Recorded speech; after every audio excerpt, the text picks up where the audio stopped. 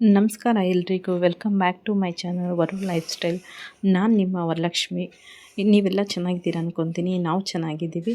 ಇವತ್ತು Friday morning log start ಮಾಡಿದ್ದೀನಿ. ಇವತ್ತು ಮನೆ ಕೆಲಸ ಎಲ್ಲ ಬೆಳಗ್ಗೆನೇ ಬೇಗ ಎದ್ದು ಎಲ್ಲ ಕೆಲಸಗಳು ಆಯಿತು. ನೈವೇದ್ಯಕ್ಕೆ ಅಂತ ಇವತ್ತು ಬೇರೆ ಏನು ಮಾಡೋಕ್ಕಾಗಲಿಲ್ಲ, ಹಾಗಾಗಿ ಹಾಲನ್ನೇ ಕಾಯಿಸಿ ದೇವರಿಗಿಟ್ಟೆ. ಬೆಳಗ್ಗೆ ಇವತ್ತು ಶುಕ್ರವಾರ ಆಗಿರೋದ್ರಿಂದ ಇವತ್ತು ತುಂಬ ಕೆಲಸಗಳು ಜಾಸ್ತಿ ಇತ್ತು. ಹಂಗೆ ಇವತ್ತು ದೇವಸ್ಥಾನಕ್ಕೆ ಹೋಗಬೇಕು ಅಂತ ಹೊರಟಿದ್ದೀವಿ.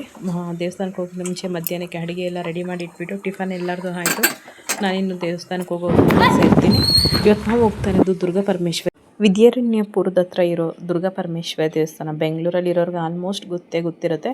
ನಾನು ಯಾವಾಗಲೂ ಬರ್ತಾನೆ ಇರ್ತೀನಿ. ಆಗಾಗ ಇವತ್ತು ರಾಹುಕಾಲದಲ್ಲಿ ದೀಪ ಅಂಟಿಸ್ಬೇಕು ಅಂತ ಅಂದ್ಬಿಟ್ಟು ನಾನು ಬೆಳಗ್ಗೆ 11 ಗಂಟೆಗೆ ಮನೆ ಬಿಟ್ಟಿದ್ದೀನಿ. ನಮ್ಮ ಮನೆಯಿಂದ ಹತ್ರನೇ 1 ಅವರ್ಗೆಲ್ಲ ಸಾಕು, 1 ಅವರ್ಗೆಲ್ಲ ಹೊರಟ್ಬಿಡ್ಬೋದು. 1 ಅವರ್ ಮುಕ್ಕಾಲು ಅವರ್, 12 ಗಂಟೆ ಒಳಗಡೆ ಇವತ್ತು ದೀಪ ಅಂಟಿಸ್ಬೇಕಾಗಿತ್ತು. ರಾಹುಕಾಲದಲ್ಲಿ 12 ದೀಪ 12 ವಾರ ಹಚ್ಚೋದ್ರಿಂದ ನಮ್ಮ ಎಲ್ಲ ಕಷ್ಟಗಳು ಬಗೆಹರಿಯುತ್ತೆ. ಸಾಲದ ತೊಂದರೆ ಇದ್ದರೆ ಸಾಲದ ಸಮಸ್ಯೆ ಬಗೆಹರಿತೈತೆ, ಮತ್ತು ಮನಸ್ಸಿಗೆ ನೆಮ್ಮದಿ, ಶಾಂತಿ ಅನ್ನೋದು ಸಿಗುತ್ತೆ. ಮನೆಯಲ್ಲಿ ಕೂಡ ಅಷ್ಟೇ ನೆಮ್ಮದಿ, ಶಾಂತಿ ಅನ್ನೋದು ಸಿಗುತ್ತೆ. ಜಗಳ, ಕಿತ್ತಾಟ ಇದೆಲ್ಲ ಸ್ವಲ್ಪ ದೂರ ಆಗುತ್ತೆ. ಹಂಗಾಗಿ ನಾನು ಇದು ಮೊದಲನೇ ವಾರನೇ ಹಚ್ತಾ ಇರೋದು 12 ದೀಪ. ಅಂದರೆ ಇದಕ್ಕಿಂತ ಮುಂಚೆ ನಾನು ಬೆಲ್ಲದ ದೀಪ ಅಂಟಿಸ್ತಾಯಿದ್ದೆ, ನಿಂಬೆಹಣ್ಣು ದೀಪ ಅಂತ ಅಂದ್ಬಿಟ್ಟು. ಇದು ಮೊದಲನೇ ವಾರ ಇವಾಗಿನ್ನೂ ಸ್ಟಾರ್ಟ್ ಮಾಡಿದ್ದೀನಿ. ರಾಹುಕಾಲದಲ್ಲಿ ನಿಂಬೆಹಣ್ಣು ದೀಪ ಅಂಟಿಸೋದ್ರಿಂದ ನಮ್ಮ ಸಾಲ ಬಾಧೆ ಇರ್ಬೋದು, ಕಷ್ಟ ಇರ್ಬೋದು, ನಮ್ಮ ಸಮಸ್ಯೆಗಳು ಮುಕ್ತಿ ಆಗುತ್ತೆ, ಮತ್ತು ಮನೆಯಲ್ಲಿ ಸುಖ, ಶಾಂತಿ, ನೆಮ್ಮದಿ ಸಿಗುತ್ತೆ. ಹಂಗಾಗಿ ನಾನು ಇವತ್ತು ರಾಹುಕಾಲದಲ್ಲಿ ಹಚ್ತಾಯಿದ್ದೀನಿ. ಇದಕ್ಕಿಂತ ಮೊದಲು ಬೆಲ್ಲದ ದೀಪ ಅಂಟಿಸ್ತಾ ಇದ್ದೆ ನಾನು ಫಸ್ಟು. ಇವಾಗ ತಿಂಗ್ಳಿಗೆ ಒಂದು ಸಲ ಬರ್ತಿದ್ದೆ, ಅಂಟಿಸ್ಬಿಟ್ಟು ಹೋಗ್ತಿದ್ದೆ, ಬೆಲ್ಲದ ದೀಪ ಹಚ್ತಿದ್ದೆ. ಆದರೆ ಈಗ ನಿಂಬೆಹಣ್ಣು ದೀಪ 12 ನಿಂಬೆಹಣ್ಣು ದೀಪನ 6 ನಿಂಬೆಹಣ್ಣಲ್ಲಿ, ನಿಮಗೆ ಗೊತ್ತಿರುತ್ತೆ ಅನಿಸುತ್ತೆ, 6 ನಿಂಬೆಹಣ್ಣಲ್ಲಿ ಕಟ್ ಮಾಡ್ಕೊಂಡು 12 ನಿಂಬೆಹಣ್ಣು ಮಾಡಿಕೊಂಡು ಎಲ್ಲದಕ್ಕೂ 2 ಬತ್ತಿ ಹಾಕ್ಕೊಂಡು ತುಪ್ಪದ ದೀಪ ಅಂಟಿಸ್ತಾ ಇರೋದು. ಮಧ್ಯಾಹ್ನ ರಾಹುಕಾಲದಲ್ಲೇ ಹಚ್ಚಿದ್ರು. ಅಂದರೆ ಜನನೂ ತುಂಬ ಜಾಸ್ತಿ ಇದ್ದರು. ತುಂಬ ಜನ ಆಚೆನೇ ಹಚ್ಬಿಟ್ಟು ಹೋಗ್ತಿದ್ರು, ಒಳಗಡೆ ಆಗ್ತೇನೆ. ನಾನು ಅಲ್ಲಿಂದ ಬಂದಿರೋದೇ ಉಂಟಂತೆ, ಏನಕ್ಕೆ ಆಚೆ ಹಚ್ಚೋಣ ಅಂತ ಅಂದ್ಬಿಟ್ಟು ಒಳಗಡೆ ಬಂದೆ.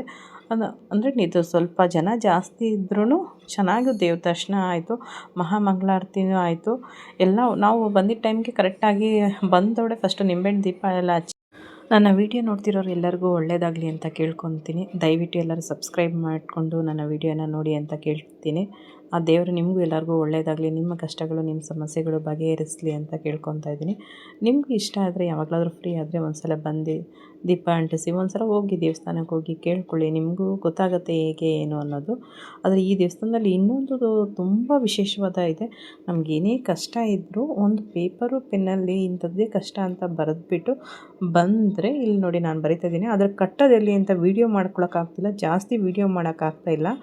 ಹಂಗಾಗಿ ನಾನು ಎಷ್ಟಾಗುತ್ತೆ ಅಷ್ಟು ಮಾತ್ರ ವೀಡಿಯೋ ಮಾಡಿದ್ದೀನಿ. ಪ್ರಸಾದ ಸಿಹಿ ಪೊಂಗಲ್ಲು ಮತ್ತು ಮೊಸರನ್ನ ಕೊಟ್ಟಿದ್ದಾರೆ ಪ್ರಸಾದ. ಆ ಪ್ರಸಾದನೂ ಅಷ್ಟೇ ಚೆನ್ನಾಗಿತ್ತು ಇವತ್ತು ಮಾತ್ರ. ಫ್ರೆಂಡ್ಸ್, ಎಲ್ಲರದ್ದು ಊಟ ಆಯಿತಾ? ನಾನು ಅಲ್ಲೇ ಪ್ರಸಾದ ತಿನ್ಕೊಂಬಂದಿದ್ದೆ ದೇವಸ್ಥಾನದಲ್ಲಿ. ಬರೋ ಅಷ್ಟೊತ್ತಲ್ಲಿ ಕರೆಕ್ಟಾಗಿ ಮಧ್ಯಾಹ್ನ 3 ಗಂಟೆ ಆಯಿತು. 11 ಗಂಟೆಗೆ ಮನೆಗೆ ಬಿಟ್ಟಿದ್ದಕ್ಕೆ ಮಧ್ಯಾಹ್ನ 3 ಗಂಟೆಗೆ ಮನೆಗೆ ಬಂದಿದ್ದೀವಿ. ದೇವ್ರ ದರ್ಶನ ಅಂತೂ ತುಂಬ ಚೆನ್ನಾಗಾಯಿತು. ನೀವು ಯಾವಾಗಲಾದರೂ ಫ್ರೀ ಇದ್ದಾಗ ಒಂದು ಸಲ ಹೋಗಿ ಬನ್ನಿ. ದೇವ್ರ ದರ್ಶನ ಅಷ್ಟೇ ಚೆನ್ನಾಗಿದೆ. ಮತ್ತು ಆ ದೇವಸ್ಥಾನಕ್ಕೆ ಹೋಗಿ ಏನಾದ್ರು ನಾವು ಕೇಳ್ಕೊಂಡ್ರೆ ಗ್ಯಾರಂಟಿ ಆಗುತ್ತೆ. ನಾನು ಮನೆ ತೊಗೊಂಡಾಗಲೂ ಹೋಗಿದ್ವಿ, 2 ವೀಲರ್ ತೊಗೊಂಡಾಗಲೂ ಹೋಗಿದ್ದೆ, ಮತ್ತು ಈಗ ಕಾರ್ ತೊಗೊಂಡಾಗಲೂ ಅಲ್ಲೇ ಹೋಗಿ ಪೂಜೆ ಮಾಡಿಸಿದ್ದು. ನಮ್ಮ ಕಾರ್ ಪೂಜೆನೂ ಕೂಡ ನಾವು ಅಲ್ಲೇ ಮಾಡಿಸಿದ್ವಿ. ಇದಕ್ಕಿಂತ ಹಿಂದಿನ ವೀಡಿಯೋಗಳು ನೋಡಿದ್ರೆ ನಿಮ್ಗೆ ಗೊತ್ತಾಗುತ್ತೆ. ನಾನು ಅದಕ್ಕಿಂತ 3 ಮಂತ್ಸ್ ಬ್ಯಾಕು ಕಾರ್ ತೊಗೊಂಡ್ರೆ ಬಂದು ಪೂಜೆ ಮಾಡಿಸ್ತೀನಿ ಅಂತ ಅಂದ್ಕೊಂಬಂದೆ. 2 ವೀಲರು ಅಷ್ಟೇ ಫ್ರೆಂಡ್ಸ್, ಯಾರೋ ಒಬ್ಬರು ನನ್ನ ಮುಂದೆ 2 ವೀಲರ್ ನಿಲ್ಲಿಸಿ ಪೂಜೆ ಮಾಡ್ತಿದ್ರು.